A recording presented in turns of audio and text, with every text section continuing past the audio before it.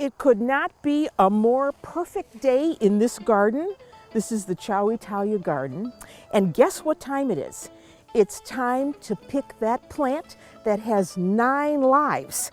And I mean zucchini. So no Italian garden would be without zucchini. So let me show you what we have, because we have many types of zucchini here.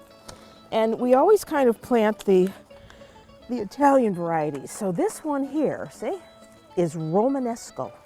And I am going to harvest it. And when you get zucchini in your garden, first of all, this is very prickly. These are very prickly, so you should wear gloves. But you see what's happening here. You can see the different stages of zucchini. Look at this little one. And the flower here is kind of just starting to come. Here's one that's open.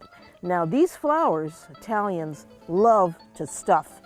And when you get them, I don't want to take that, otherwise my husband will kill me because it's just starting. When you get these, you want to look inside. You see that right there? That's called the pistil. You have to take that out. And then you can stuff the flowers with all kinds of things like cheese and meats and other vegetables. But when they're this size, that's when you want to get them. Ah, there it is. Gorgeous. And that's the size you want, because now you have very few seeds. It's not watery. And it's great for doing all kinds of things. And this is why I say zucchini has 9 lives, because what can you do with it? Well, you can saute it. You can fry it. You can make it into soup.